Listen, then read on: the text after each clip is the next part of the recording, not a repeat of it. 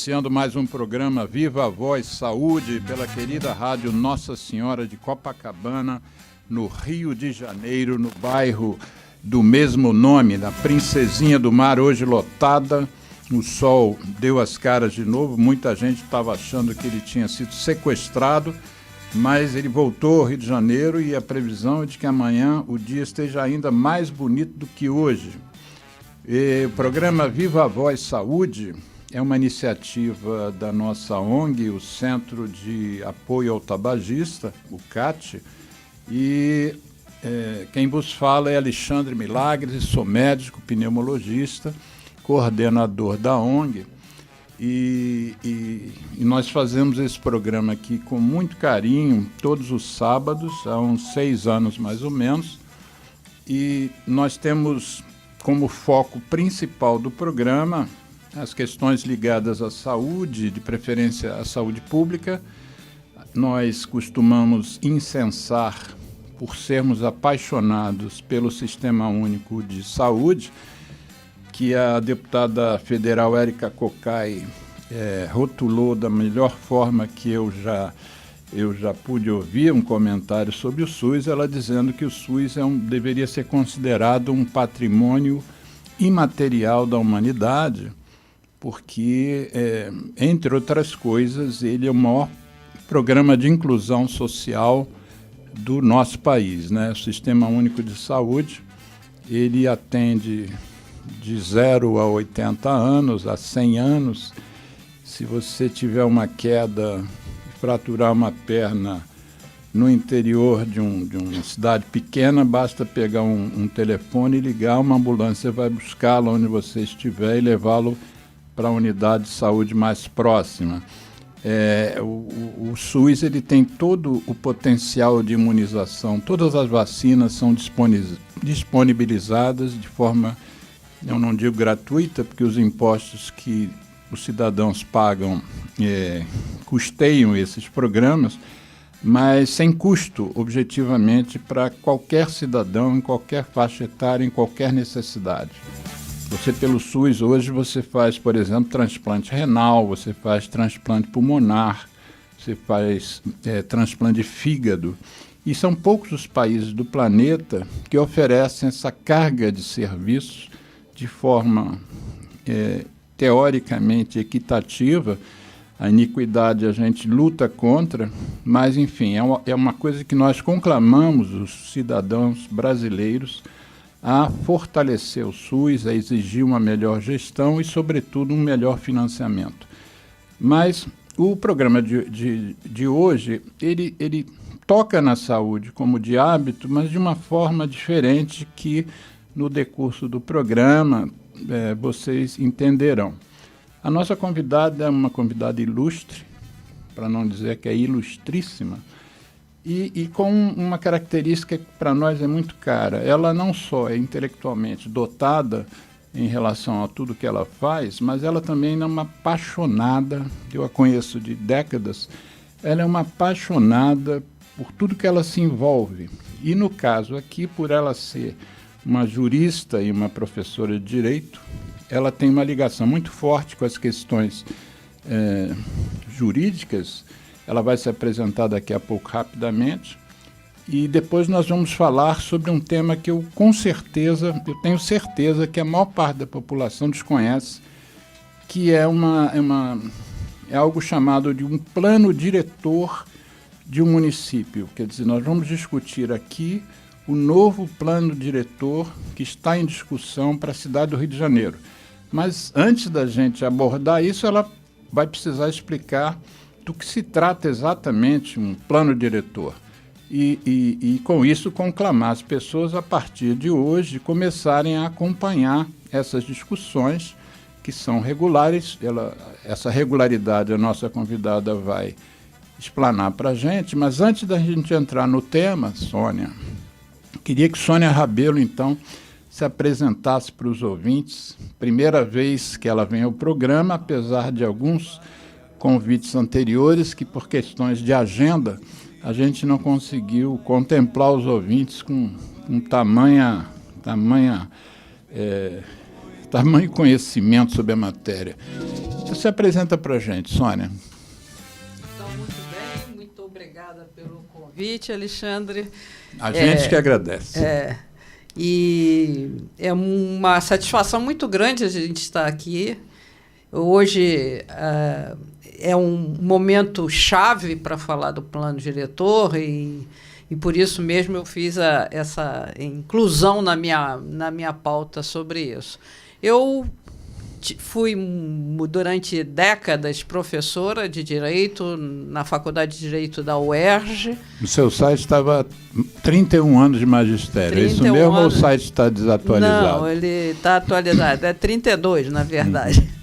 E lá eu dei aula de Direito Administrativo, não sei se as pessoas têm ideia do que é isso, mas é o direito que relaciona do cidadão com o Estado, né, sobretudo na parte do Executivo. E também dei aula lá na UERJ, tem um programa de pós-graduação, mestrado e doutorado em Direito da Cidade. E também fiz parte desse programa também durante décadas e dei aula exatamente de Direito Urbanístico. Atualmente eu dou aula sou vinculada como professora colaboradora junto a um instituto americano que chama Lincoln Institute of Land Policy, que se localiza em Cambridge, nos Estados Unidos, no estado de Massachusetts, e que tem um programa de formação de quadros para a América Latina, não é nenhuma exportação de ideológica americana, né? Pelo contrário, esse instituto é bem interessante, é formado por um ex-industrialista americano, Lincoln, que inventou várias... A história é curiosa, por isso que eu estou contando. Várias máquinas e molas de carro e tal. E que eu acho que um familiar dele ficou doente, ele teve que ir para o Arizona, né? E lá ele comprou uma opção de terras e tal. E depois ele se deu conta que com a compra de terras vazias tal, ele se enriqueceu muito mais do que com as indústrias e com as invenções dele. Então ele ficou espantado, né, com os efeitos de que a especulação na compra de terras enriquecia muito mais do que uma atividade produtiva. E quando ele morreu, ele dedicou uma parte dos recursos dele, nos Estados Unidos isso é muito comum, para fundar o Lincoln, para estudar exatamente como repartir melhor o bolo, sobretudo no acesso à terra, né, como forma de, como você falou, de equidade numa sociedade. Então, esse instituto tem recursos grandes e se dedica, sobretudo, por isso chama Lincoln Instituto de Estudos de Terras, né? Land Policy, de políticas de terras, né? E aí ele tem tem um programa exatamente dedicado à América Latina e Caribe e faz cursos em relação a informalidade urbana na América Latina, faz cursos em relação a lucros excessivos em relação à terra, mudanças climáticas e planejamento urbano. Se a gente quiser passar para os ouvintes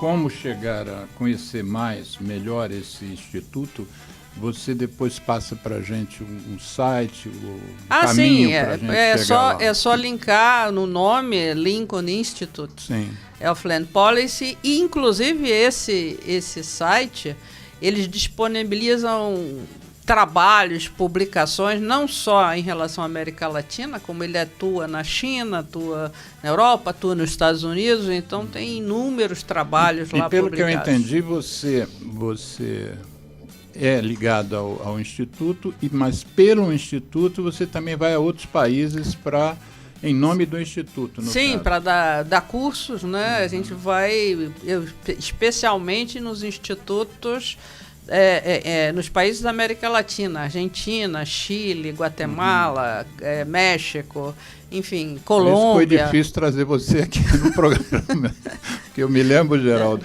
que alguma das vezes que eu a convidei para vir aqui, ela falou, tô indo para Guatemala, estou voltando do Uruguai. Mas além do Instituto, só para a gente fechar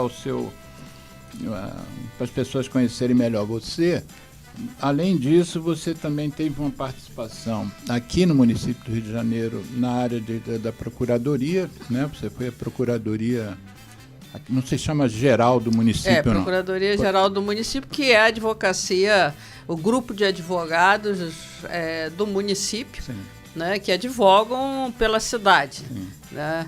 Então eu entrei lá por concurso. Defendem a cidade, defendem a cidade, né? Defendem os atos do executivo. Eu entrei lá em 1986, se não me engano, o primeiro concurso que teve, né? Porque a cidade do Rio de Janeiro, isso é importante, né, para nós que moramos no Rio de Janeiro sabemos. Na nossa cidade, ela foi Distrito Federal, e como Distrito Federal, ela não tinha essa autonomia urbana, quer dizer, o governo central aqui se exerceu com uma força tremenda. A prefeitura não tinha força, era a presidência que tinha força. A presidência que tinha força, nomeava o prefeito da cidade e tal. Então, e nós éramos o Distrito Federal, não tínhamos praticamente nada.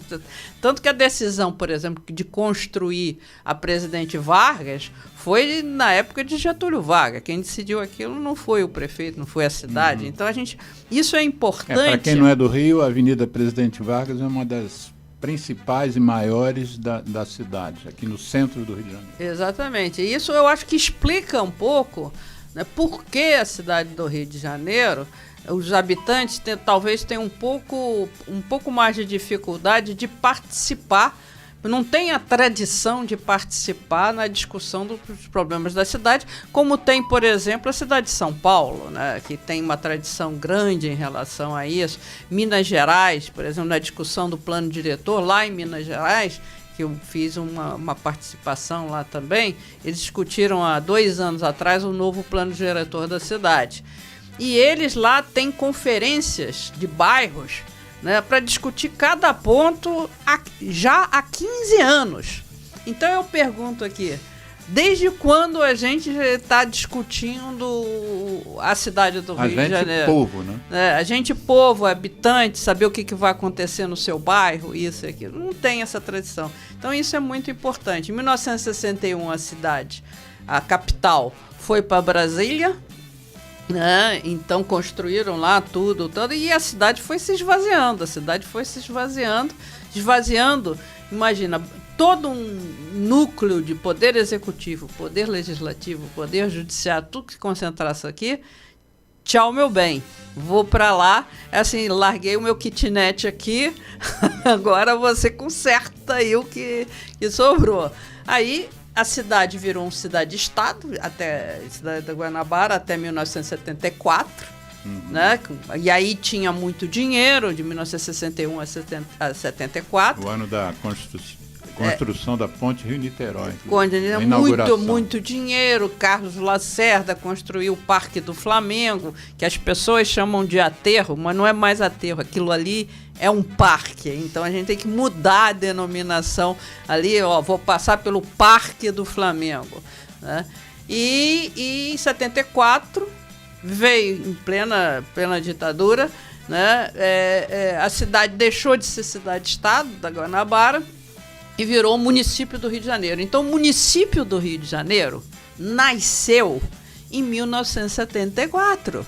É muito recente. Não tem 50 anos. Né? Não tem 50 anos. Então, aí, quando nasceu o município em 74, ainda os prefeitos eram nomeados, porque estávamos dentro da ditadura militar. Então, só em 1988, quando se estralou a normalidade, por isso é que a gente começou a constituir. E isso explica, tudo isso só para explicar, que foi em 1987, já como município do Rio de Janeiro, 86 na verdade, que fez o primeiro concurso para a cidade ter advogados próprios. Porque antes de 1986, quem advogava os interesses da cidade eram os advogados do Estado, a Procuradoria-Geral do Estado. Você vê, até 1986, a cidade não tinha nem advogado próprio. E quantas outras capitais, por exemplo? Todas já tinham seu corpo jurídico. Então, as questões de conflito, por exemplo, fundiário, de disputa fundiária entre o Estado e o município, isso explica, vou te dar um exemplo, porque até hoje a rodoviária do Rio de Janeiro pertence ao Estado. Não sabia disso. Não é? A Codert, né, que administra a rodoviária da cidade do Rio de Janeiro. Você vai lá para Cabo Frio, a rodoviária é de Cabo Frio. Vai para Petrópolis, a rodoviária é do município de Petrópolis. No Rio de Janeiro, a rodoviária é do Estado. Isso é o quê? Porque na época que o município nasceu, em 1974... puseram um interventor, que era o governador nomeado Faria Lima, que tinha um decreto da presidência da República para dizer quais os bens que iam para o município e quais os bens que ficavam para o Estado. E ele deixou tudo para o Estado e não deu nada para o município. Isso explica também, Alexandre, por que o estádio do Maracanã, que é um estádio, por exemplo, em São Paulo, Pacaembu, é do Estado, do município. Por que o estádio Maracanã, que é da cidade do Rio de Janeiro, pertence ao Estado? Não tem sentido nenhum. Foi pelo mesmo motivo. Foi pelo mesmo motivo, porque o então governador interventor Faria Lima, na hora de descrever para que pertence o Maracanã, ele não botou nada em nome do município. Né? Por que o teatro municipal pertence ao Estado, se ele é municipal? Né? São coisas que a gente não pensa, né? A gente que não lida com urbanismo. É um teatro que pertence à cidade do Rio de Janeiro. E, no entanto, está nas mãos do Estado. Bom, vamos passar para um último ponto do seu currículo, que eu não queria que deixasse os ouvintes de conhecer esse seu lado, que é a questão da sua participação no IPHAN. Explica o que é o IPHAN. Inclusive, eu não pude ir na solenidade, que foi, se não me engano, sexta-feira, em que você foi também receber um prêmio pela sua história um pouco no IPHAN. Fala o que é o IPHAN e o que você realizou lá. A medalha que eu recebi na sexta-feira é a medalha Santiago do Ano, não foi do IPHAN. Não foi do IPHAN. Não, foi da Procuradoria-Geral do Município. Isso, misturei as bolas. Na qual eu fiz o primeiro concurso, tirei primeiro lugar no primeiro concurso e fui a primeira procuradora-geral do município no primeiro governo Cesar Maia. Né? E o IPHAN? E o IPHAN, eu trabalhei lá em duas ocasiões. Primeiro Diz o que é o IPHAN primeiro. O IPHAN é o Instituto do Patrimônio Histórico e Artístico Nacional. É o órgão federal que cuida da preservação do que o IPHAN reconhece como patrimônio histórico e artístico nacional. Dá um exemplo. Né? Por exemplo, o Parque do Flamengo, ele foi preservado quando foi feito, né, com medo de que ali se tornasse um local em que as pessoas começassem a colocar, bom, aqui está muito vazio, vou botar um barzinho, aí outro lugar assim, não, mas aqui a gente tem que homenagear o recém-presidente que saiu ou morreu, então vou botar um busto e tal. A idealizadora do parque, que foi Lota de Macedo Soares, falou assim, vou prevenir porque isso aqui vai ser uma área de ambição. Então, como é que você resguarda as características básicas para a preservação para as futuras gerações? Através do tombamento, né, que é um nome meio esquisito, mas parece que tá derrubando. Mas existe um outro sentido de tombamento que quer dizer vou preservar para as futuras gerações com as características de você poder se sentir no bairro. Então, por exemplo, se você mora num bairro, por exemplo, em Salvador, né, Hoje as pessoas vão a Salvador, Poleirinho, toda aquela área de Salvador, parte dali do Corredor da Vitória, o centro de Salvador, o centro de Recife, o centro de São Luís. Hoje as pessoas vão a esses lugares, o centro e a cidade inteira de Ouro Preto, e as pessoas vão visitar e tá lá, não está lá por acaso. Está lá porque, durante anos, um grupo de pessoas que trabalharam no IPHAN disseram: vou preservar isso contra tudo e contra todos, porque sempre tem algum que diz assim, não, tudo bem preservar, mas o meu, eu quero aproveitar e construir um meuzinho aqui, porque aí, mas é só o meu, viu? Nos outros não, porque aí o meu vai ter a vantagem de ter os outros preservados. Essa igreja aqui fazer um shopping. Fazer um shopping, né? Então a luta é... Tanto que teve aquele episódio do Gedel lá na Bahia, que na verdade era perto de uma área de uma igreja preservada pelo IPHAN, e que queriam construir um prédio monstruoso exatamente para ter aquela vista maravilhosa e ser o único, né? Mas não podia, porque tinha que ser mais baixo para ser harmônico com a visibilidade. Então, esse órgão é uma luta insana, né? E foi o primeiro órgão no Brasil, a lei no Brasil é de 1937, é uma lei ainda do período de Getúlio Vargas, né? Um decreto-lei do período de Getúlio Vargas, e que abriu, digamos assim, um precedente, inclusive, para toda ação ambiental no Brasil. Que a lei, fora o Código Florestal, que é segundo o Código Florestal, que é 1965, a primeira lei ambiental no Brasil é da década de 80. Então, primeira lei é da década de 80. A lei de política ambiental, que criou o sistema do direito ambiental no Brasil, é da década de 80. O SUS é de 88. Pois é. A Lei de Preservação do Patrimônio Histórico é de 1937 e continua a mesma lei, porque ela foi tão bem feita, ela tem 25 artigos, né? Mas ela diz pouco, bem, e aí aproveita que dizendo pouco não diz bobagem, né? Porque hoje em dia tem um esquema assim, não, eu vou ficar dizendo na lei, repetindo. É uma técnica horrorosa, porque na medida em que aí você começa a criar disfunções na lei, enfim. Então as pessoas às vezes falam assim, não, vamos mudar essa lei porque tá velha. Assim, não toca. Não toca porque tá boa, tá funcionando, ela é maleável, ela... E a gente sabe que interesses também, às vezes, querem mudar a lei por interesses escusos, né? Sim, com certeza, até para não mexe um pouquinho e já cria aquela disfunção enorme. Bom, né? Vamos agora, senão nós não vamos falar do plano trouxe diretor. Você aqui.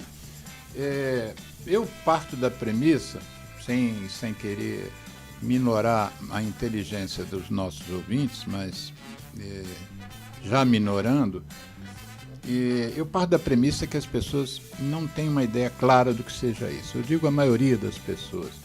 E pelo que eu vejo, a sua dedicação a esse tema, depreendo que isso seja extremamente importante para uma cidade discutir esse tema, e para isso, para discutir, precisa saber o que é o que é a questão, né?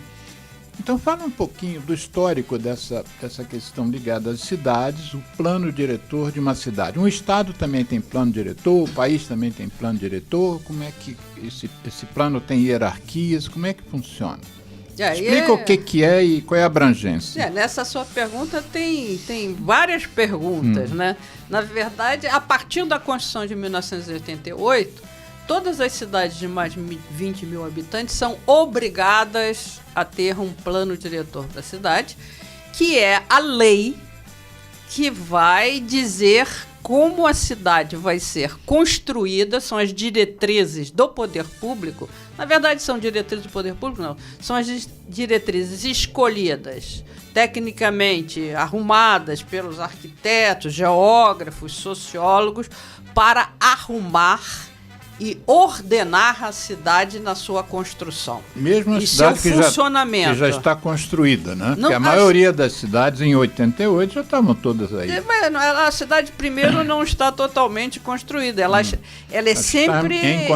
sempre é um processo de construção. Ela, inclusive porque de 1950, né, a 2000, as cidades cresceram exponencialmente, vão continuar crescendo. Dizem que mundialmente, hoje a população urbana ocupa 86% do território, 86% em relação à população global.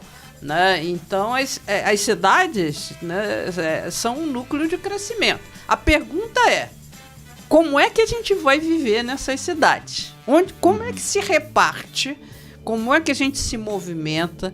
Como é que a cidade produz? Porque ela produz hoje em dia riquezas.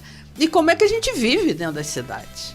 Então, essa discussão que deve ser posta no plano diretor de uma cidade. Como é que a gente quer viver, por exemplo, na cidade do Rio de Janeiro, na cidade de São Paulo, na cidade de Niterói, na cidade de Porciúncula, na cidade de Rio das Ostras. Isso periodicamente, com que regularidade isso é rediscutido? Em 1988 passou a ser obrigatório. Sim. E aí, em 2001, foi editada uma lei federal que se chama o Estatuto da Cidade, que demorou aí 13 anos. Que dá diretrizes gerais de como é que as cidades têm que fazer esse tal do plano diretor. Né? E muitas cidades já tinham, em 2001, já tinham começado seu plano diretor. O primeiro plano diretor da cidade do Rio de Janeiro foi em 1992, 3 anos depois da Constituição. Ainda não tinham nem Estatuto da Cidade. Né? E aí o Estatuto da Cidade obriga a cada 10 anos a cidade a rever o seu plano diretor. No caso do Rio de Janeiro, o plano diretor teve um em 92, teve um em 2011 e agora já pulou, não era mais de 10 anos. Ainda não era assim. Não era assim, em 92 não era assim. Então, quando foi feito 2011 e agora, mais 10 anos, a gente está em 2022.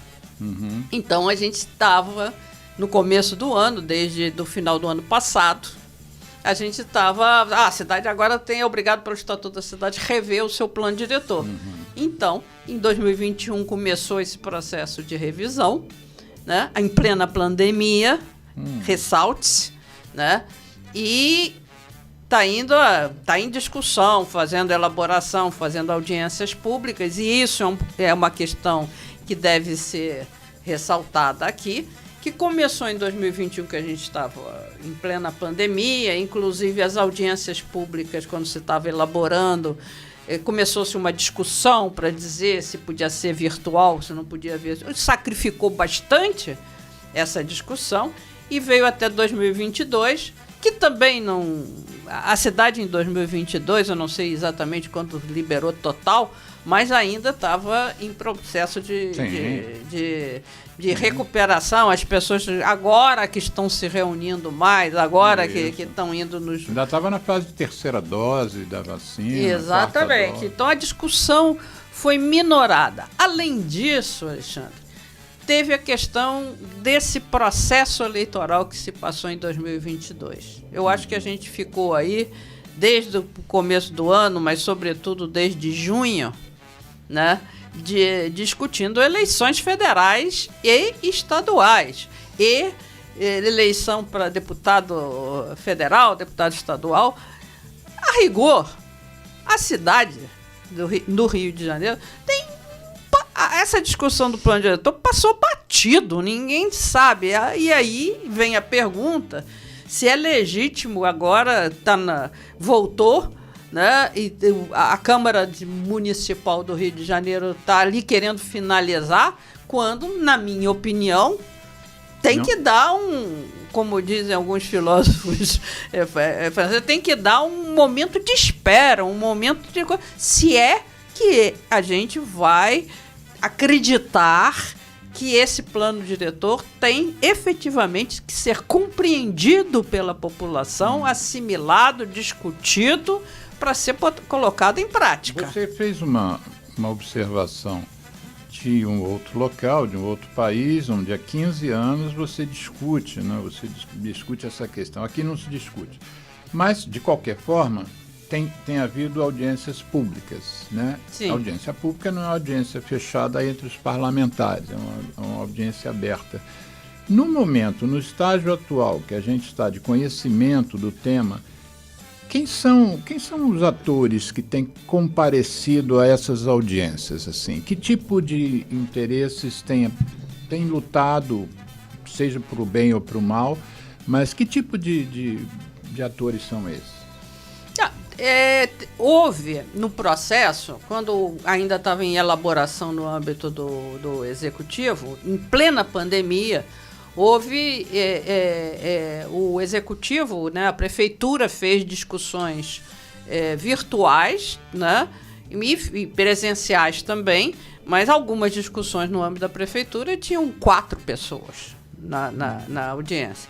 Aí mandou o projeto para a Câmara. Era uma delas, imagina. Não, eu estava virtualmente. Mandou o projeto para a Câmara e na esperança, e o que foi acontecer, de fato aconteceu, que a Câmara fosse quem fosse fazer as audiências públicas, e a Câmara fez, se não me engano, 17 A Câmara que nós estamos falando aqui é a Câmara Municipal de Vereadores da cidade do Rio de Janeiro. Da cidade do Rio de Janeiro. Né? E ela fez nos bairros durante esse período, que eu acho que começou antes das eleições e terminou agora, recentemente, né? Se não me engano, dia 17 de outubro, 15 de outubro. Ela fez reuniões itinerantes, assim, para discussões. Itinerantes. Eu não me lembro, no meu bairro eu não me lembro de nada, assim. Na verdade, fez, por exemplo, nas regiões administrativas e nos bairros. Sim. E esse é um ponto, como a gente estava conversando aqui, que nesse período, é um período que a gente estava saindo da Covid e entrando no período eleitoral, no mínimo conturbado, né? No mínimo conturbado. Eu mesmo, com todo o meu interesse nesses assuntos, entre ler o que estava se passando, ouvir debates, ouvir candidatos, eu não tive tempo para ficar ouvindo discussão muito de plano diretor, nem ler o caderno do plano diretor, que, se não me engano, tem mais de 400 artigos, 600 artigos. Eita. Né? Então, a questão é o seguinte, e nós estamos aqui num programa centrado na saúde. O plano diretor da cidade tem tudo a ver, não só com alguns aspectos, mas, por exemplo, um aspecto direto na saúde. Nós estamos discutindo no plano diretor uma série de regras que deveriam valer para os próximos 10 anos na cidade, de como nós vamos lidar com o problema das favelas, onde há uma questão séria de saúde pública, em função de saneamento, de acesso a questões de habitabilidade, e que tem uma relação absolutamente direta com qualidade de vida e com saúde. Nós temos a discussão no plano diretor ou pelo menos deveriam ter, quais são a relação direta com a questão de acesso a transporte público e mobilidade, que tem uma relação direta com saúde. Como vai ser a questão da poluição de ar e sonora, quem vão ser os responsáveis, de saneamento, que tem uma relação direta com saúde. Quer dizer, eu estou falando da relação com saúde, mas nós temos a relação com economia, com emprego, né, com qualidade de vida, com preservação do patrimônio ambiental. Então, o plano diretor é o estabelecimento de toda a sua relação com a vida na cidade. Sim. Nós temos uma audiência grande aqui em relação à saúde, uma audiência de grupos ligados a, por exemplo, ativistas ligados, por exemplo, à tuberculose. E eu me lembro de algumas visitas que eu fiz quando eu trabalhava no Hospital de Curicica, que é um hospital especializado em tuberculose, e a gente tem uma região adstrita, né, muito permeada de comunidades, né, vulneráveis à tuberculose, à doença. E eu fui visitar algumas dessas comunidades, sobretudo a comunidade Rio das Pedras, que é uma comunidade que tem crescido barbaramente. E a tuberculose é uma doença de transmissão aérea que exige, por exemplo, a insolação das casas, né? As casas têm que ter sol dentro. Tem que ter vento, né? As casas têm que ser ventiladas, porque senão a chance de uma pessoa com a doença passar para outra aumenta muito no ambiente fechado. E eu me lembro de ter ido a algumas casas em Rio das Pedras e que havia o primeiro cômodo que tinha uma janela. Todos os cômodos para dentro não tinham janela nenhuma. E às vezes você via assim 3, 4, 5 colchonetes. Então eu ficava imaginando uma pessoa transmitindo a tuberculose naquela residência, a possibilidade dessa pessoa transmitir a bactéria para outras pessoas e com isso adoecer outras pessoas é muito maior do que uma pessoa que more num edifício, num apartamento que tenha várias janelas, que o sol bata, né? Porque a bactéria da tuberculose é muito frágil. Mas se você dá ali meios para ela, né? E isso também deveria estar num plano diretor, ou seja, você construir, você dar condições de uma determinada área se tornar, já que aquela comunidade já está construída, mas se tornar salubre. Ou seja, como é que esse plano vai contemplar, por exemplo, mudanças nas vielas da Rocinha, por exemplo? Aquele favela-bairro, que eu me lembro, se não me engano, foi do Conde, mas você deve ter acompanhado bem, porque era uma equipe que tinha uma relação ou prévia ou posterior com César Maia quando você era procuradora, né? Isso o pessoal da tuberculose certamente gostaria de saber. Como influenciar mudanças urbanísticas na habitação? Isso tem tudo a ver. Primeiro que é uma questão complexa que nenhum plano diretor resolveu. Porém, você tem razão no sentido de que eu posso garantir aqui para você de que as equipes que discutem a questão de acesso à moradia e de regularização fundiária nas favelas, né, que é um problema central no Rio de Janeiro, né, não estão discutindo essa questão de como viabilizar essa regularização urbanística. Né? Não estão discutindo. Não, porque isso é o meu ponto de vista. Né? Existe uma influência ideológica muito grande no sentido de que o primeiro ponto é de que as pessoas vem um pouco da frase, e eu vou me permitir contestar um ídolo, que é um ídolo para mim também, se que não me engano foi Darcy Ribeiro que falou que favela não é um problema, é uma solução.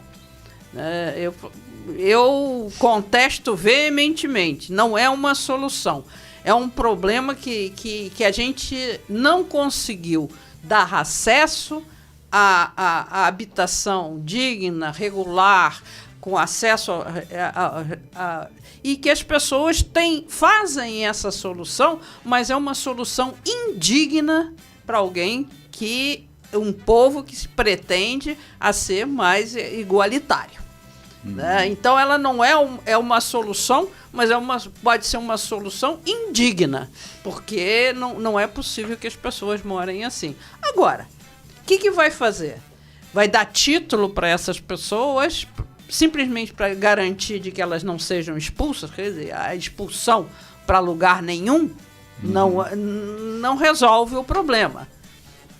Mas tem, do ponto de vista, por exemplo, em alguns países, como na Inglaterra, como na Inglaterra, no centro da Inglaterra, por exemplo, tem soluções que aqui no Brasil algumas pessoas iam pensar que a Inglaterra é comunista, ou que Nova York é comunista. Por exemplo, quando Jesus obriga... Cristo, pelo que ele fez, ele pode ser enquadrado como comunista, imagina a Inglaterra. Na Inglaterra, né? Então, por exemplo, no prédio que uma sobrinha minha morava na Inglaterra recentemente, na Inglaterra, se você vai construir em determinado local, você tem que destinar 20%, 30% durante 5 anos naquele mesmo prédio para habitação social. De forma a viabilizar, e na verdade que nós precisamos muito mais de habitação social do que lá na Inglaterra.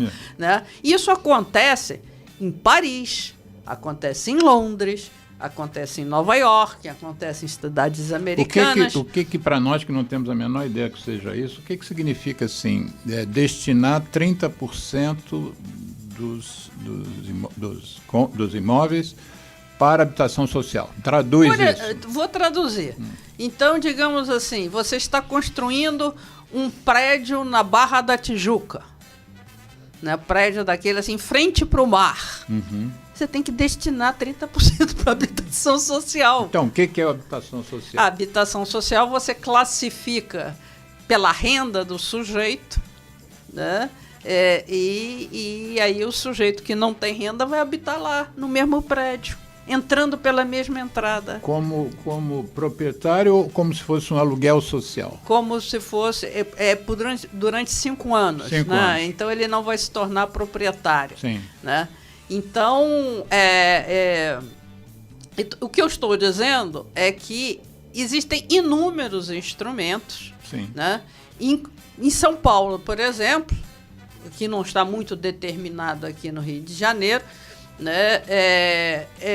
Quando você vai construir um determinado número de habitação, por exemplo, um conjunto habitacional Sim. na Barra da Tijuca, com vários prédios, por exemplo, num local, lá naquele local onde era o Autódromo do Rio de Janeiro, né, que foi parte, 75%, cedido a um consórcio, né, Rio Mais. Era uma área pública. Era uma área pública, era uma área do município do Rio de Janeiro de 1.500.000 metros quadrados. Então, para fazer a construção... 1.500.000 metros quadrados. Né, tudo público, tudo terra pública. Na verdade, você podia fazer ali um bairro que caberia todo o Rio das Pedras. Sim. Todo o Rio das Pedras. 2 vezes Leblon. Aquela área. E aí nós demos apoio, nós, não eu, né, demos apoio àquilo para fazer ali mais ou menos quase a totalidade do Parque Olímpico para receber durante 2 meses as Olimpíadas do Rio de Janeiro. Então, para pagar não a construção dos prédios, mas para pagar a infraestrutura, né? A prefeitura doou 75% dos terrenos a um consórcio privado chamado da Rio Mais, que agora é dona de 75% da área para construir de 1.500.000 metros. 1.500.000 metros quadrados. Para construir aqueles estádios e não, o não, entorno? Estádios não. Para construir a infraestrutura que agora ela vai usar para os prédios dela. Ah, entendi. Negoção. Esses negócios imobiliários, né, então, esses grandes... Tem ideia de valor? Tem um chute assim? Não tenho ideia de valor, mas a coisa deve ser tão estratosférica que... É muito estratosférica. São grandes negócios imobiliários que as pessoas têm que ver, mas isso faz parte de projetos urbanos que são enviados para a Câmara. Sim. Né, para a Câmara Municipal, e que são grandes, enormes negócios urbanos e que vão se passando. Daí a importância da população. Não vai dar para entender de uma vez só. Sim. O ponto inicial, né, que eu gostaria aqui, por exemplo, de propor, é que as pessoas se animassem a dizer: alto lá. Eu quero entender mais o que está se passando aqui. Porque o grande pulo do gato é você ir tocando, tipo, um plano diretor da cidade do Rio de Janeiro, como se não fosse nada. Sim. Não. O plano diretor da cidade do Rio de Janeiro está preparando ou despreparando a cidade para essas grandes soluções. Então, se a gente não põe no plano da cidade do Rio de Janeiro obrigatoriedade de que você vai construir num grande terreno na Barra da Tijuca ou no Leblon, que você tem aqui a lucratividade que você tem que separar uma lucratividade e destinar uma parte para a construção de habitação social. Pode não ser, não vou dizer que a gente vai conseguir botar a habitação social no mesmo prédio do Leblon. Isso a gente está um pouquinho longe disso. Mas, por exemplo, você vai construir uma parte do prédio do Leblon, já foi feito. Na Cruzada São Sebastião, que foi feito na década de 50, ou Pedregulho em São Cristóvão, é um fato absolutamente que mostra que é possível, a convivência, e dois, que é possível, você vai, então vamos fazer parte de um terreno, de uma área. Por que não se pensa? Eu vou te dar um outro exemplo ali no Leblon. Antes de você dar o exemplo, eu só lembrando, marcando que a Cruzada São Sebastião é uma área de habitação popular que está incrustada dentro do Leblon, que era ao lado de uma imensa favela chamada Praia do Pinto, que dizem que no período do governo Lacerda, na década de 60, tacaram fogo na favela. E ela teve uma liderança forte religiosa de um padre católico, que também era considerado comunista, né? E, enfim, enfim, vamos deixar isso para lá. Mas o Dom Helder Câmara, ele capitaneou aquela construção daquele. Isso. Inclusive fizeram um grafite com o rosto dele, agora lá, que eu até tirei umas fotos. Mas, então continue. Não sei se eu te cortei, você vai lembrar onde é que eu te cortei. Não, então vamos. O caso da Cruzada São Sebastião, e inclusive a Cruzada é uma coisa muito importante, porque ela não se deixou, não aconteceu com a Cruzada, até pela expressão dela, pelo volume de pessoas que moram lá, ela não foi, digamos assim, gentrificada com uma população rica que comprou aquela, porque os apartamentos podem ser pequenos, mas poderiam se tornar lofts lá no Leblon. A mesma coisa o Minhocão, ali ao lado da PUC do Rio de Janeiro, na Gávea, que, o Pedregulho e tal. Então, mostra que os bairros, cada bairro, tem ainda muitos terrenos e muitos terrenos públicos que poderiam, pequenos ou grandes, tal, ser propensos para o oferecimento de habitação, para acesso à habitação mais social. Eu pergunto para você, por exemplo, só fazendo um exemplo, tem um outro terreno enorme no Leblon, que é o terreno do batalhão lá. Agora tem um circo. Que tem um circo, mas eu perguntei... Já foi uma conquista o circo, mas tem que dar outra destinação. Mas em vez de vender para... Por que não construir uma outra cruzada lá São Sebastião? Qual é o problema? Não tem problema nenhum. Pode ser que alguns moradores achem que tem problema, mas não tem problema, porque a Cruzada, as pessoas convivem ali com a Cruzada. Como São Conrado convive com a Rocinha. Como a São Conrado convive com a Rocinha e tal. O próprio Leblon convive com o Vidigal há tantos anos, Chácara do Céu. Na verdade, as pessoas têm que conviver com outras pessoas, em todos os lugares. E transformar esses lugares que...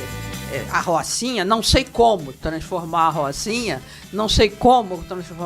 talvez esvaziando um pouco, né? Mas para esvaziar é preciso de um plano, né? E para esvaziar você precisa oferecer alternativas. O que foi feito, por exemplo, e eu vou dar um exemplo no caso do autódromo lá, né? Pelo contrário, para vender para o Rio Mais, eles tiraram uma área lá que chama Vila Autódromo, que deixaram lá 13 casas, virou vila mesmo, em vez da favela, virou uma vila, né? Mas para tirarem, ofereceram habitação num edifício próximo, tal. Então é preciso oferecer alternativas. Se a gente vai querer permitir a urbanização de favelas, Rio das Pedras, porque não dá para urbanizar. E o plano diretor do Rio, da cidade do Rio, não pode se apoiar nisso aí. Vamos tirar os vulneráveis do Rio, vamos mandar para outro município. Não, no plano diretor do Rio está dito que não pode tirar ninguém de onde está. Sim. Mas também não está com clareza quais os mecanismos que vão ser usados para oferecer alternativa. Eu pergunto a você, no plano nós já falamos disso aqui, do Porto do Rio, qual é a área, na área do Porto do Rio, que vai ser construída habitação social? Lá também tem 1.500.000 metros quadrados. E a maioria daqueles terrenos eram públicos. Tá se vendendo tal, isso e aquilo, mas não tem nenhuma coisa. E é central ali. Vamos fazer uma pausa. Geraldo já sinalizou, para daqui a pouco a gente volta no segundo bloco do programa com essa parada do o que fazer e como transformar essas áreas públicas em áreas de habitação social e como fazer com que elas convivam. Porque a gente também tem que conscientizar a sociedade sobre isso, né?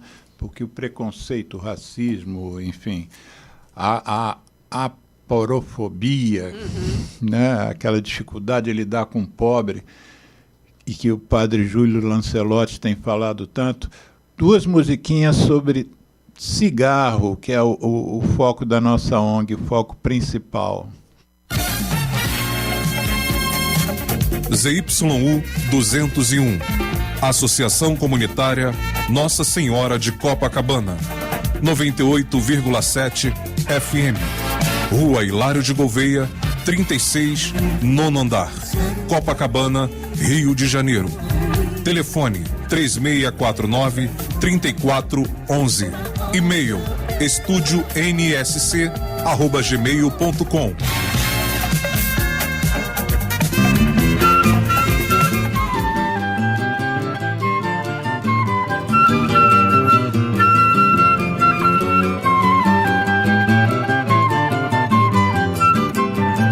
Sou fumante à luz do sol e do neon.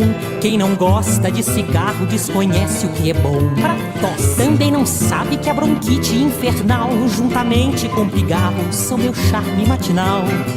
Vivo soprando por aí muita fumaça, com alegria, pose e graça, perfumando os salões.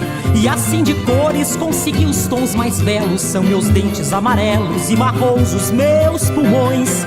Para meus brônquios, alcatrão é vitamina e a doce nicotina, esperança de troféu. Pois do tabaco hei de ter a minha flor, um fantástico tumor que me levará ao céu. Mas se não ganho, afinal, o caranguejo, ainda há um desejo que eu quero consumado. Já que eu não posso ter de tudo, eu quero parte, pelo menos um infarte pra também ser safenado. A impotência não assusta, camarada, vale mais uma tragada que o prazer sexual. Um enfisema não está fora dos meus planos, pois fumante há muitos anos, o evento é natural. Uma gastrite duodenal, uma esclerose, finalmente em dupla dose, sei que um dia vou ganhar. E vou vivendo assim feliz a minha vida, até que a morte bem sofrida possa então nos separar. Para meus brônquios, alcatrão é vitamina e a doce nicotina, esperança de troféu. Pois do tabaco hei de ter a minha flor, um fantástico tumor que me levará ao céu. Mas se não ganho, afinal, o caranguejo, ainda há um desejo que eu quero consumado. Já que eu não posso ter de tudo, eu quero parte, pelo menos um infarte pra também ser safenado. A impotência não assusta, camarada, vale mais uma tragada que o prazer sexual. Um enfisema não está fora dos meus planos, pois fumante há muitos anos, o evento é natural. Uma gastrite duodenal, uma esclerose, finalmente em dupla dose, sei que um dia vou ganhar. e vou vivendo assim feliz a minha vida, até que a morte bem sofrida possa então nos separar.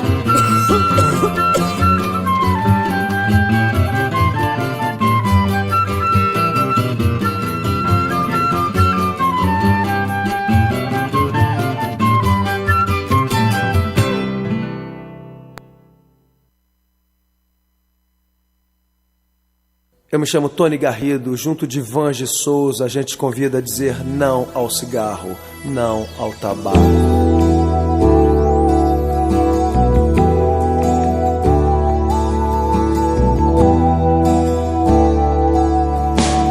Em meio ao caos da fumaça de tantos carros e chaminés, somado ao ar já pesado, cigarros, charutos e narguilés. É feito estufa, é feito por cada um mais um contra, já são dois a favor do ar mais saudável. Apague o cigarro, acenda o amor. Eu trago a música, soa bem ao meu e ao seu ouvido. Eu trago a música, é o que temos sempre oferecido. Eu trago a música, respiramos melhor o planeta e nós. Eu trago a música, mundo sem tabaco, levante a sua voz.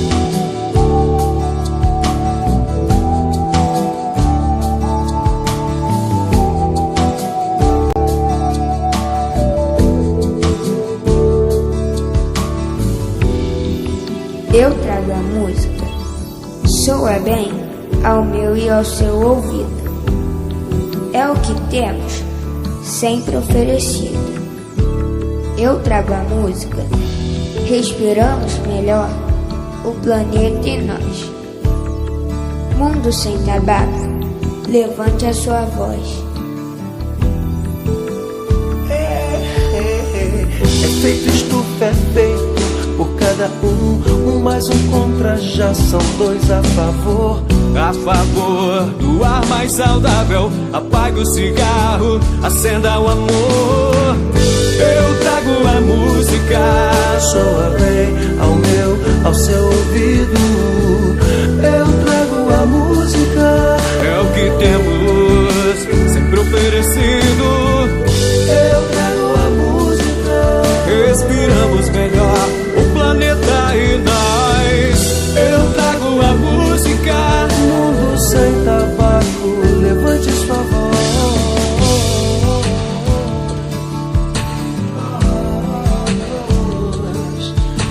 Levante a sua voz, levante a sua voz. Eu trago a música, respiramos melhor o planeta e nós. Eu trago a música, mundo sem tabaco, levante a sua voz.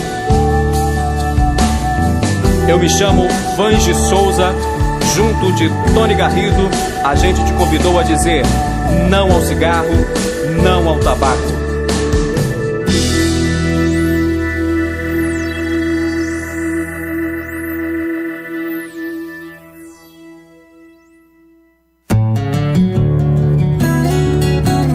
ZY1 201, Associação Comunitária Nossa Senhora de Copacabana, 98,7 FM, a onda que chega ao seu coração.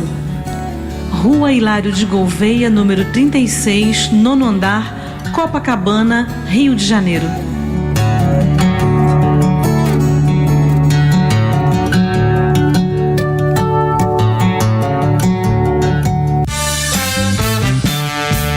Estamos iniciando o segundo bloco do programa Viva a Voz Saúde, na rádio Nossa Senhora de Copacabana, aqui no Rio de Janeiro.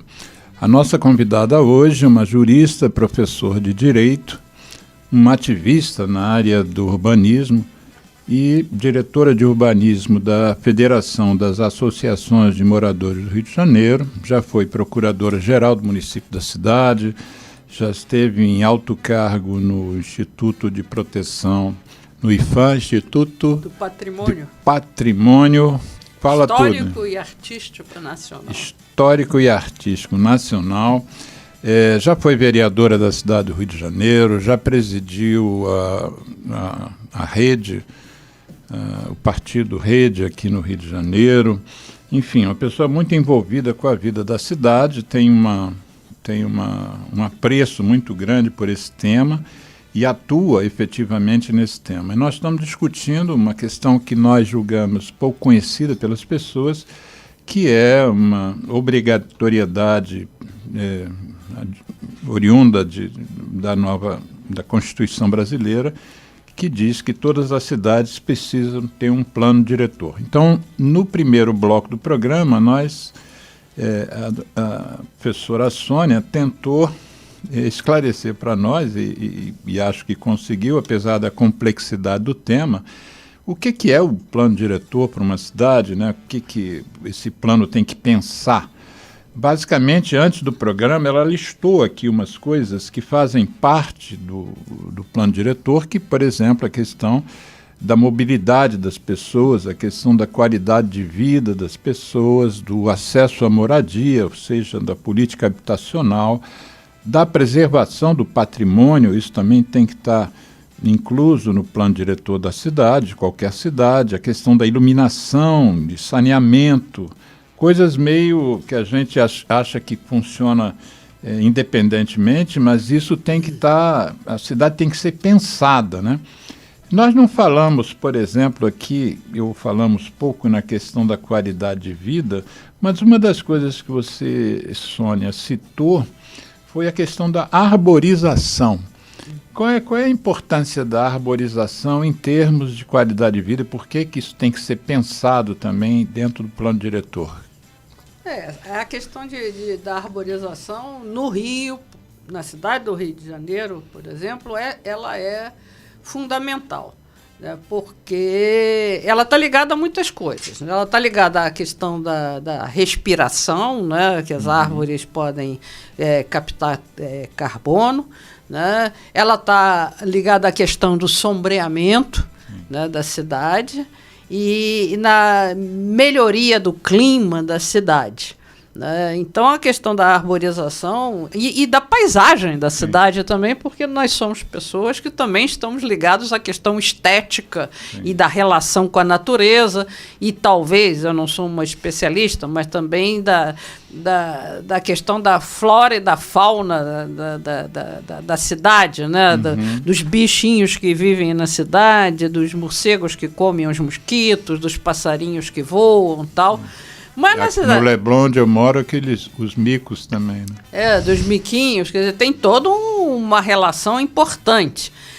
Mas outro dia, você sabe que eu estava pensando, né, se você olha algumas cidades, por exemplo, europeias e até americanas, eles não têm, para manter... Nós temos um problema sério na cidade do Rio de Janeiro, que a gente foi plantando árvores nas calçadas, assim, meio sem planejamento. Depois eu vou falar a questão do planejamento, né? Sem planejamento, como se a gente pudesse, assim, não preciso de uma árvore, eu ponho aqui. Aí eu ponho uma amendoeira, aquela árvore ali, que além de cair aqueles negócios, levanta aquelas raízes e acabam com as calçadas, acabam com a fiação elétrica.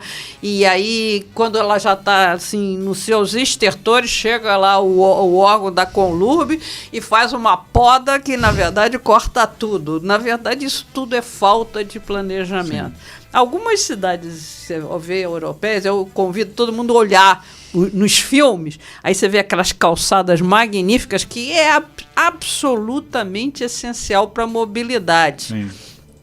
Quer dizer, o sujeito adulto, ou a sujeita adulta, tal, é uma raridade. Quem anda nas calçadas é velhinho, o não velhinho com um problema nas costas que qualquer calçada dói, é a criança, é o bebê, e é a pessoa menos que não tem carro, que é, aliás, a maioria, né, que está puxando o seu carrinho, tal. Eu, por exemplo, no meu bairro, que é um bairro que deveria ter calçadas maravilhosas, que é o Jardim Oceânico, quando eu saio da minha casa e vou à feira na Praça do Ó, eu puxo o meu carrinho de volta pela rua, né? Pela rua de carros, porque a calçada, né, ela é completamente irregular, não dá para eu puxar o carrinho de volta, né, e não tem espaço. Então, no Você está carrinho... falando da Barra da Tijuca. Estou falando, assim, do máximo das calçadas. Imagina... Talvez um dos bairros mais novos da cidade de Janeiro. Da cidade, mas não tem nenhum planejamento. Então, voltando à questão do planejamento. Nessas cidades, você vê aquelas calçadas maravilhosas, que se a cidade quer que as pessoas abandonem os carros e usem o transporte público, tem que ter calçada. Sim. E se quer que faça atividade física também. Tem que ter calçada espaçosa. Aí eu pergunto, cabe postezinho, meio poste, caixinha de lixo e mais aquela árvore que levanta as raízes? Isso tem que planejar.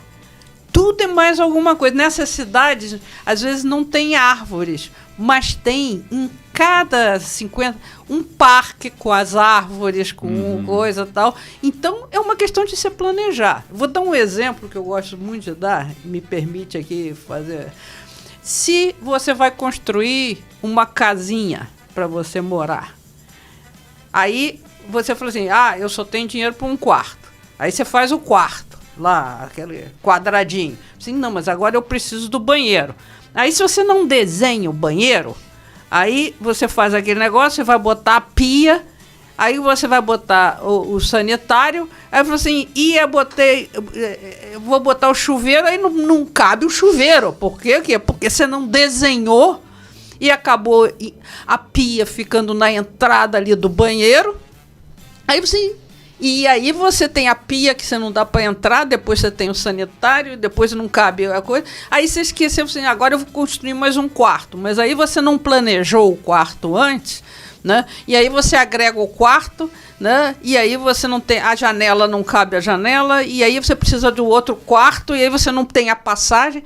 Então eu pergunto, se para construir uma microcasa, você precisa antes, assim, o que eu vou querer? Eu vou querer depois uns 2 quartos ou 3, vou querer um banheiro. Não tem vou dinheiro querer agora, mas depois eu vou ter. Mas depois eu vou ter, mas eu tenho que fazer o quê? Neste terreno eu tenho esse espaço, na minha cozinha eu vou ter que botar uma pia, uma pia que caiba isso, uma geladeira. Qual é o espaço da geladeira? Qual é o espaço da pia?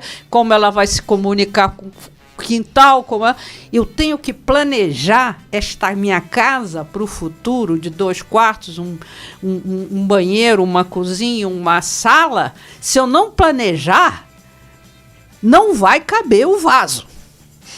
Não vou entrar na cozinha e a geladeira não vai caber lá.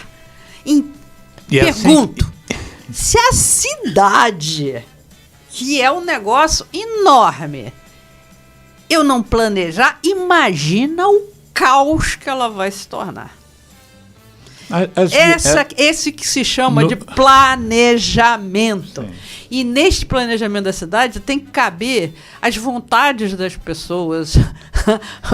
O que vai acontecer? É disso que nós estamos falando. As pessoas precisam compreender que a cidade é a casa de todos nós. E aí a gente precisa chegar a um acordo de como a gente vai arrumar essa casa para caber todo mundo. Ontem foi o dia das favelas, né? Dia 4 de novembro foi o Dia Nacional das Favelas, da favela. E voltando àquilo que eu descrevi em Rio das Pedras, mas que também se aplica na Rocinha, você disse que os governos não estão planejando. Mas o que a gente vê, né, nas favelas é que as favelas crescem de acordo com um ganho, né, eventual financeiro, um ganho das famílias que constroem mais um cômodo, aí constrói um cômodo para cima, né, porque não dá para expandir mais horizontalmente. Aí constrói-se, a gente vê, já viu-se inclusive acidentes, né, prédios caindo, e inclusive com fatalidades. Mas qual seria a forma de... As comunidades hoje estão existindo, Daqui para frente a gente pode pensar diferente, mas como resolver a questão agora? Como fazer com que as vielas da Rocinha recebam sol? Porque se a gente não fizer nada, essas pessoas estão vivendo em situação insalubre, inclusive em relação à tuberculose, mas não só. Tem a questão do saneamento que você cita, né? Existem valões, né? Onde o esgoto doméstico é levado para esses valões e onde crianças brincam. A questão já está posta. E a gente nem está falando de equipamentos como escola, parquinho, né, arborização, para transformar num bairro, né? Isso. O que foi aquele projeto Favela Bairro? O Favela Bairro era uma tentativa, né, de regularizar urbanisticamente o local, ou seja, botar um mínimo de equipamento, o que foi possível em poucos lugares, que é vias, porque para passar as pessoas para irem e virem das escolas, de dar acesso, tal, precisam de vias. Essas vias precisam estar iluminadas. E a gente está falando aqui, iluminação e calçada é elemento absolutamente essencial para a segurança pública. Sim. A gente tá, segurança pública é um elemento importante. Se não tiver calçada para as pessoas andarem, se essas calçadas não forem regulares para a pessoa poder andar ali com espaço e se não tiver iluminação, você já reparou, Alexandre, que os postes de iluminação no Rio de Janeiro são voltados para a rua do carro e eles não iluminam as calçadas? Sim.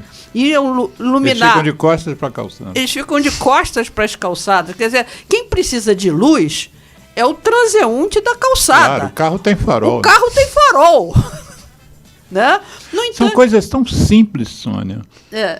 São detalhes. Então, fizeram um plano de iluminação aí com os chineses e tal, mas isso eu estou falando também no meu hiperbairro rico, isso e aquilo, que lá não tem luz virada para a calçada. Bairro jovem, né? Exatamente, que não tem não o braço da... Nem São Cristóvão. Nós não estamos falando de São Cristóvão, que é do Imperador. Do Imperador. Estamos falando da Barra. Mas no Imperador tinha aqueles postinhos que iluminavam as calçadas. Era aceso, né? Exatamente. Então, agora, você falou um negócio de habitação.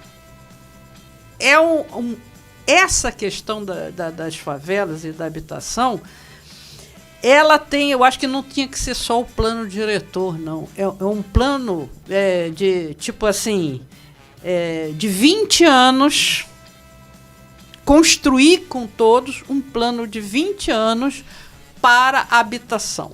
Isso significa que você tem que, ao mesmo tempo, primeiro você tem que fazer... Para tornar esses lugares habitáveis, você vai ter que esvaziar. E isso precisa conversar com essas comunidades e, ao mesmo tempo, oferecer alternativas de outros lugares de ocupação. Quer dizer, é um plano que tem que, ao mesmo tempo, fazer um plano de médio prazo, porque não é de curto prazo, de melhoria urbanística no local, mas ao mesmo tempo ir fazendo um hiperplano de oferecimento de alternativas habitacionais. Onde? E aí vem um outro aspecto que é importantíssimo. Nós temos no Rio de Janeiro, na cidade do Rio de Janeiro, áreas vastíssimas. Por exemplo, você vai na Avenida Brasil em relação a Deodoro, tem áreas vazias lá. Na Avenida Brasil, tem áreas vazias lá. Então... Isso é que a gente vê olhando da Avenida Brasil. Se você andar mais 1 quilômetro para dentro, então... Tem inúmeras áreas vazias. Tem inúmeras áreas vazias, até em Leopoldina, Ramos, tal, que poderiam ser adensadas. Mas para adensar precisa de um plano local que você ofereça condições boas. E condições boas de quê? Transporte. transporte, e transporte não é só o bom ônibus. Estava falando outro dia com a minha funcionária que trabalha em casa, ela estava dizendo, ela mora perto, ela mora em Realengo, né, perto em relação a outras alternativas, e ela disse que tem uns 30 dias, 40 dias, que mudaram os ônibus lá, e que o ônibus que vinha até o terminal Alvorada para fora agora do Alvorada, o que obriga ela a pagar uma outra passagem, que é um problema de integração. Uhum. Não há integração nem no parco metrô que nós temos, que é estadual, mas que, olha só, o metrô é administrado estadualmente, mas ele só anda na cidade do Rio de Janeiro. Então, na verdade, ele devia ser municipal hoje em dia. Não há integração com os trens, que funcionam como metrô em vários bairros do Rio de Janeiro, né? Não há estendendo a outros municípios. Estendendo a outros municípios. E não há integração de passagem. Se você tivesse minimamente um bilhete que você pudesse comprar, como, por exemplo, na França, em Paris, você compra um bilhete, você anda em qualquer transporte público o mês todo. Aí, quanto mais você anda, mais barato fica. Sim. E isso democratiza também a cidade. Por que não tem isso na cidade do Rio de Janeiro, junto na região metropolitana? Eu te pergunto, você foi vereadora. Na casa, se questiona isso? Eu acho que não se questiona, porque, na verdade, e isso é um outro problema, antes eu quero terminar com um outro ponto, Alexandre, então, que é... A gente volta nisso depois. O outro ponto é que a solução de várias questões da cidade do Rio de Janeiro, por exemplo, de transporte, estão na gente olhar, os habitantes olharem para os nossos vizinhos da região metropolitana. Sim. Porque, evidentemente, se a gente tiver bom transporte público e um bilhete barato ali, diretamente em Nova Iguaçu, Nilópolis, que você não demore 3 horas no transporte, mas que chegue ao centro do Rio com bilhete de integração e vá para qualquer lugar, você pode desenvolver uma política habitacional na região metropolitana, inclusive de pessoas que não precisam trabalhar todo dia, né? Então... E a região metropolitana do Rio, da cidade do Rio de Janeiro, com os seus municípios, é a mais atrasada do Brasil. A gente fala Você acha mais atrasada? A mais atrasada porque eu trabalhei no primeiro órgão da região metropolitana, que se chamou Fundrem, que foi extinto pelo governador Wellington, né? Wellington, que se chamava? No qual período foi isso? Do período... ele era governador. Franco? Não. Não foi o Franco. Bom, e foi extinta e nunca mais foi criada. A Fundrem era o quê? É a Fundação para o Desenvolvimento da Região Metropolitana do Rio de Janeiro. É o que nós estamos conversando aqui. Exatamente. Havia uma fundação para discutir isso. Havia uma fundação que foi extinta. A fundação em 1974, quando foi criada o município do Rio de Janeiro e o Estado, foi criada essa fundação estadual, foi feito vários planos diretores para vários municípios, planos diretores municipais, mas nunca atuou com um plano metropolitano. Nós não temos um plano metropolitano. Foi estabelecido e até hoje, depois temos um Estatuto das Metrópoles, que foi aprovado ainda no governo Dilma. Estatuto das Metrópoles, dizendo que estabelecendo a viabilidade de planos metropolitanos, da integração viária metropolitana. Por exemplo, Belo Horizonte tem um sistema viário metropolitano, Curitiba tem um sistema viário metropolitano, né, uma autoridade metropolitana, e o Rio não tem. Então, o Rio de Janeiro, que se diz cidade da cultura, é atrasadíssimo, é um horror de atraso. Nós não temos até hoje instituída a autoridade metropolitana né? Não discutimos a questão metropolitana. Quando a gente fala, por exemplo, em botar o Rio perdeu o seu autódromo, põe o autódromo em Nova Iguaçu, põe o autódromo em Duque de Caxias e nós vamos lá na região metropolitana para discutir isso, porque quanto mais a gente descentraliza, descomprime as cidades, se solidariza no condomínio metropolitano, melhor. O Ricardo Oliveira, que esteve aqui falando sobre atividade física, e isso tem tudo a ver com as cidades, ele mencionou, você lembra, Geraldo, que no Rio de Janeiro, o Rio recebe uma Manaus todo dia, de 1 milhão de pessoas vêm ao Rio trabalhar e no final do expediente voltam para suas regiões dentro da região metropolitana.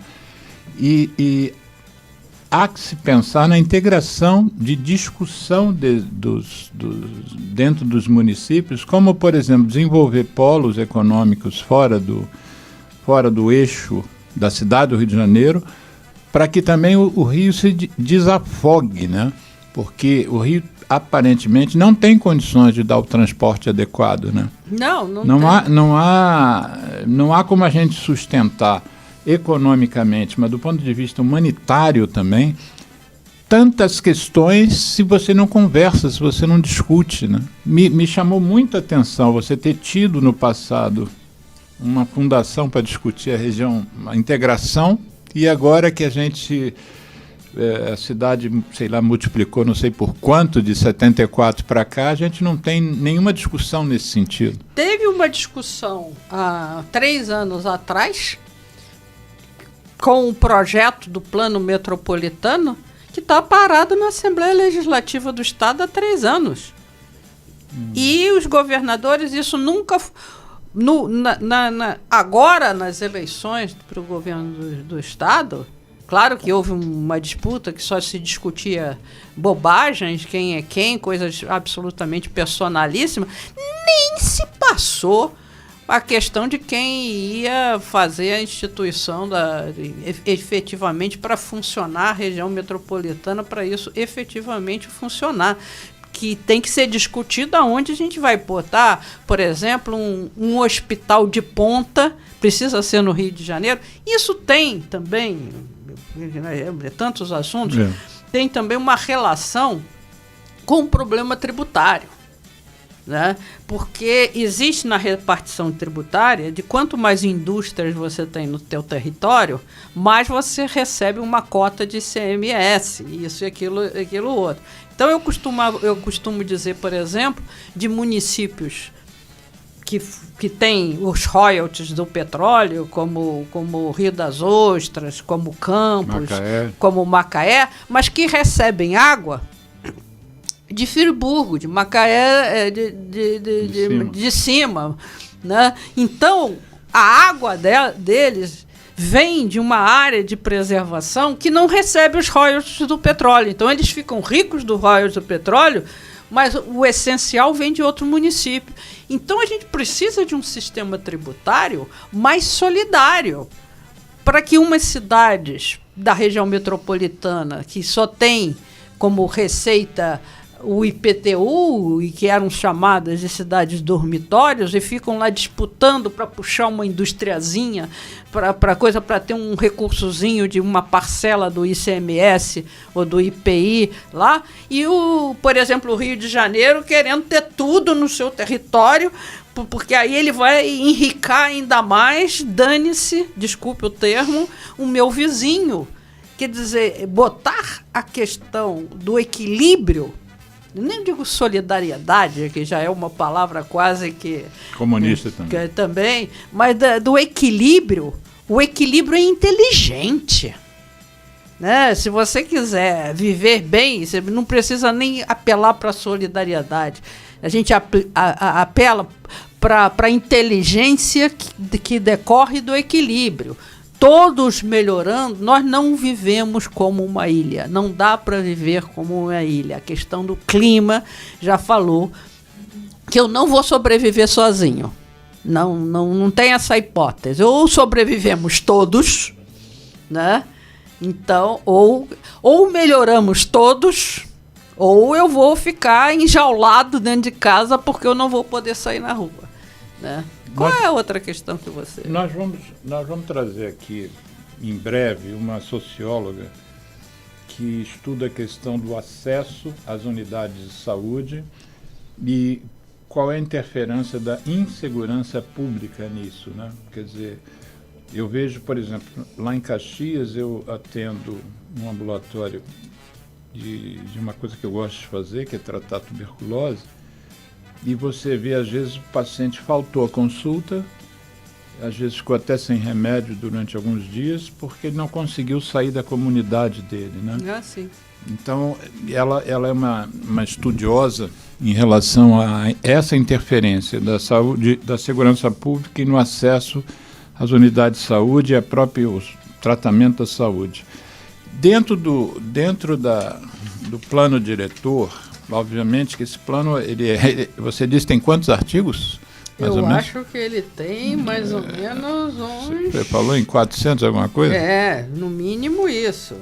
400... Artigos, né? Fora os incisos. Não sei nem se a Constituição vocês têm tanto artigo assim. Ele é corpudo para se ler, né?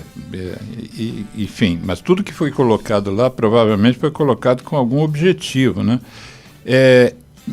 O plano diretor trabalha questões específicas como essa, como a segurança ou a insegurança pública, como a entrada de armas nas comunidades, a entrada de drogas nas comunidades. O plano diretor, ele atinge isso também? Não. Pensa nisso, não, né? Não, ele não pensa nisso. Mas ele pensa em questões, quer dizer, se esses estudiosos interdisciplinares, isso é uma questão fundamental, compreenderem, digamos assim, o nível da função do plano diretor, eles podem dizer, não, eu quero que as comunidades tenham acesso, tenham calçada, tenham conselhos comunitários que funcionem, que tenham, por exemplo, um orçamento participativo.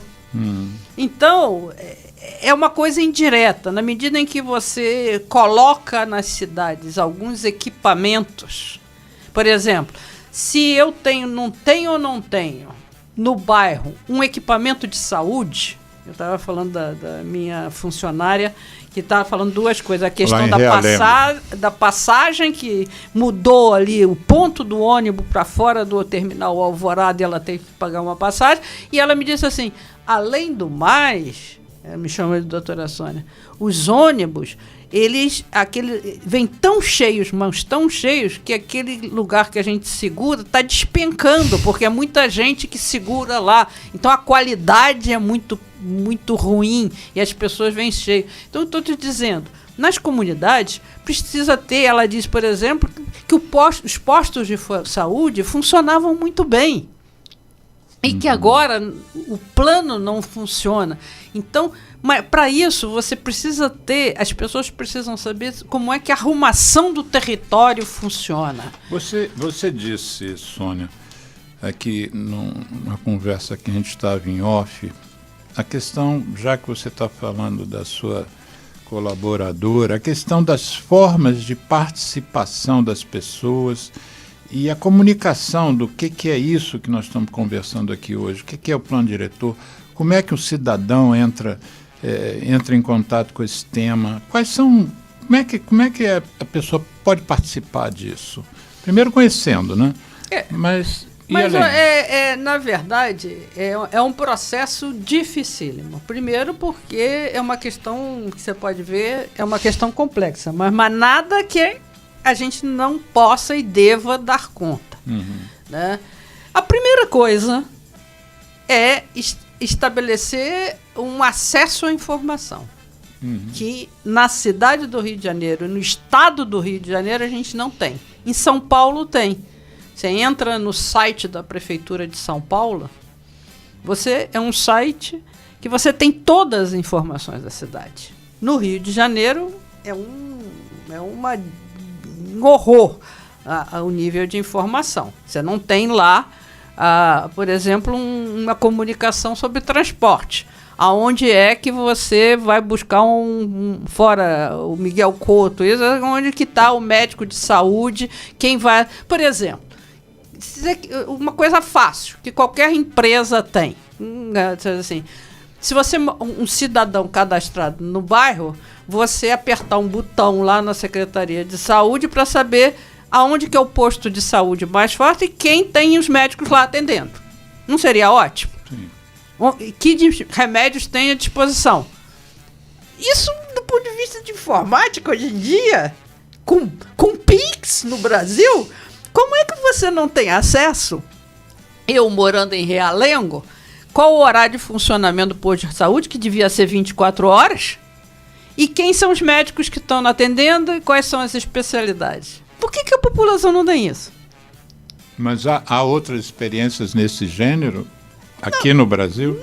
Não tem, mas o que eu estou dizendo que é o básico do básico. Né? Um básico do básico diz o seguinte: estou em Realengo, quero ir para o Jardim Oceano da Barra. Qual o melhor caminho? Quais são os transportes públicos? Por que não tem isso? Não tem isso. Não tem isso. Tem o Waze para o seu carro, mas não tem o cara do transporte público que aperte lá e diz assim: estou na rua tal. Quero ir para a rua tal. Qual é o ônibus que eu tomo? Eu quero ir para o hospital tal, como é que eu chego lá? Qual é o ônibus que eu tomo? Qual é o ônibus? Onde é o hospital? Qual é a rua? Por que não tem? Não pode ter isso? Por exemplo, a China está trabalhando uma coisa que também estaria dentro dessa reflexão sua, que é a questão do prontuário médico único, né? Ah, sim. Isso diminuiria o custo extraordinário. Às vezes você vê que uma pessoa fez um raio-x de tórax, eu vejo isso muito, né? Porque é na minha área, fez um raio-x de tórax em Belfort Roxo, depois ela vai ser atendida em Caxias, por exemplo, e vai fazer outro raio-x de tórax, porque aqui que ela fez há um mês não está num sistema que o médico de Caxias possa ter acesso àquele exame.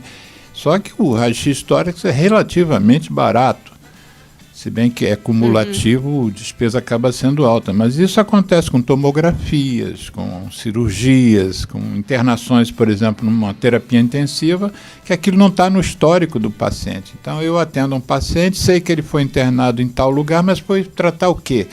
E a China, que é um país de quase 1 bilhão e 400 milhões de pessoas, já está hoje aderindo à história do prontuário único, onde você mora no Rio, mas sofreu um acidente em Manaus e lá o médico tem acesso a todo o seu histórico de saúde. Isso faria parte também de um projeto que mereceria um planejamento, como tudo, né?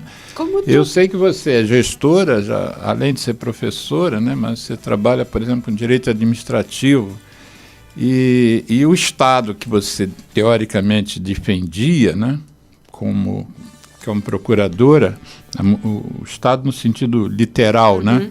Mas o município do Rio de Janeiro tem que ter iniciativas como essa. E eu acho que isso parte da formação do cidadão, né? Porque o Roberto Pereira, que você conhece, que é do Fórum de ONGs de Tuberculose, tem uma frase muito interessante, que o gestor é que nem feijão. Ele só amolece na pressão. Então eu acho que também, se a sociedade não tem informação, ela não vai pedir nada, ela não vai conviver com o valão. Né? Teoricamente, nenhuma comunidade deveria conviver com valão, sobretudo no lugar onde tem crianças brincando dentro do valão. Né? É inaceitável. Então eu estava falando duas coisas. É essa questão da publicidade, né? que vem junto com a educação. Temos que modernizar isso, que hoje em dia não se fala de conselho e tudo tal, mas a gente tem muito pouca participação, por exemplo, nos conselhos de educação.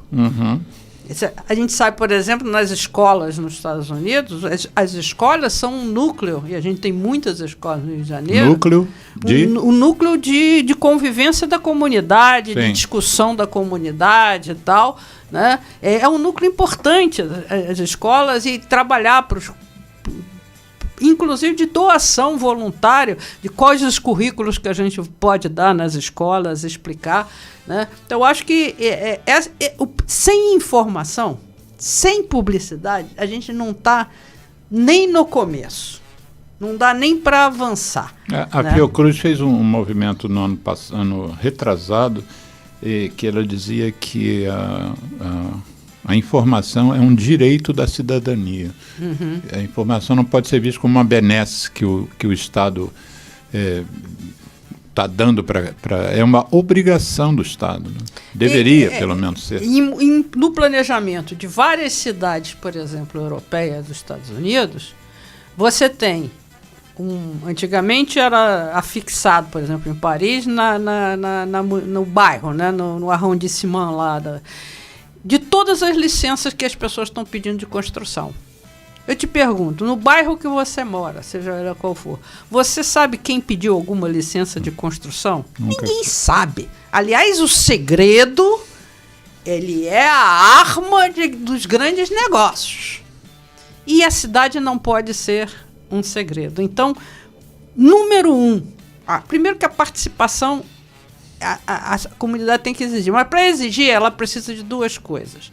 Ela precisa de informação, saber exigir essa informação, ela precisa compreender essa informação aos poucos e ela precisa saber que a participação dela vai ter alguma consequência, porque as pessoas ficam muito desanimadas, como nessas audiências públicas. Vão lá, fala, aí todo mundo fica lá, reclamou que não pode ter densidade, reclamou que não tem saber, na verdade, tudo bem, já reclamou? Então tá bom. Então, tipo aquele ditado, os cães ladram e a caravana passa. Já fizemos o nosso compromisso, a lei manda falar que essa reunião de audiência pública, então as pessoas não vão mais.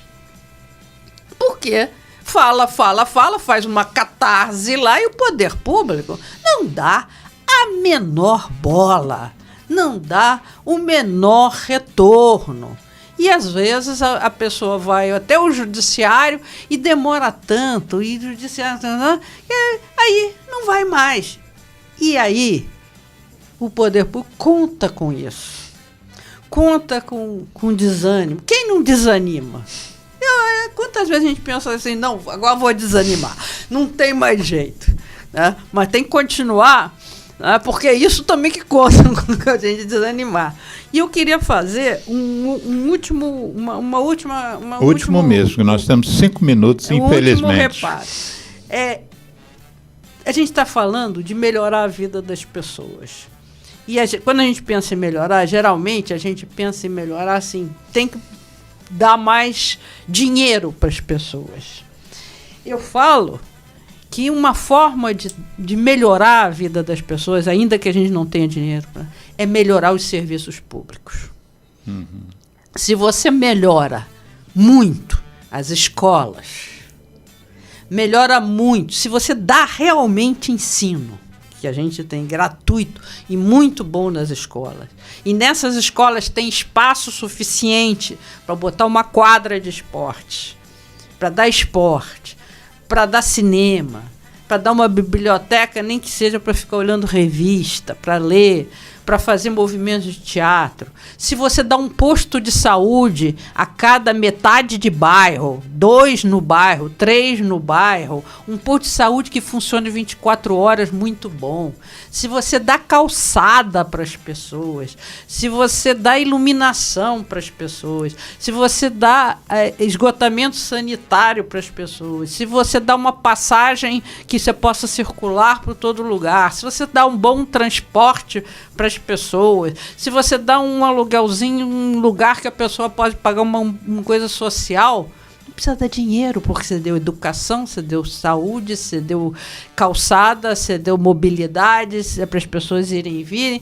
Se o serviço público bom é a melhor forma de você ajudar, porque aí ela vai arranjar trabalho, ela vai se mobilizar, ela vai procurar o dinheiro dela. Mas se as pessoas estão pressionadas para baixo porque o serviço público é péssimo, então não tem como. Você pode dar o dinheiro que você quiser, melhorar o dinheiro, porque nunca vai dar o suficiente. Você não tem uma creche, não tem uma escola, não tem um posto de saúde, não tem uma iluminação, não tem uma calçada, o transporte é caro, o ônibus é uma porcaria, não demora 3 horas para chegar. O trem quebra. E isso é plano diretor da cidade. Este é o planejamento para organizar os serviços públicos da cidade, né? Que é absolutamente essencial, né? Disso que a gente está falando. Geraldo, alguma pergunta antes da gente encerrar para a nossa convidada? Não. Muito obrigado. Sônia, eu acho que daria uns 3 ou 4 programas, pelo que você tem de paixão por esse tema, e é um tema fundamental, porque, como você disse, 85% das pessoas vivem nas cidades, né? Então é aqui que tudo enrola e tudo precisa ser desenrolado, mas certamente você, mesmo com a sua agenda, que não é fácil, mas certamente você vai voltar aqui para a gente abordar talvez cada um desses aspectos que hoje a gente colocou tudo no mesmo prato, mas eu acho que foi bom, né? Eu acho que vai gerar bastante reflexão. Esse programa vai ficar no nosso canal no YouTube, vai para o Facebook também, passou ao vivo aqui no site da rádio, passou na rádio 98.7 FM Rio, e quem puder, tiver disponibilidade, seria bom divulgar isso, né? A agenda futura dessa próxima audiência do plano diretor, você falou que tem algo ocorrendo dia 17 e também dia 23. 17 é uma né? reunião interna lá deles. Da Câmara de Vereadores. Da Câmara de Vereadores, e tem uma audiência pública dia 25. 25. Mas aí a Câmara estabeleceu talvez um prazo de mandar emendas para o plano diretor até o dia 10 ou dia 11. Agora, o que não... Inviável, né? E depois do dia 11 até o dia 25, se tiver 1.000 emendas, as pessoas conhecerem essas emendas, supostamente discutirem as mesmas emendas para passar por uma... Então não é uma pseudo-discussão. Imagina essa cidade. E isso discutindo para os próximos 10 anos. É um absurdo. É um absurdo. Gente, bom fim de semana para todo mundo. Nós estamos agora com a nova presidência, uma nova direção no país. O nosso último programa foi véspera da eleição. E esse programa de hoje é o primeiro sábado depois do presidente Luiz Inácio Lula da Silva ter sido eleito presidente do Brasil. Semana que vem nós vamos conversar com um neurocientista sobre alcoolismo, os efeitos do álcool sobre os nossos cérebros.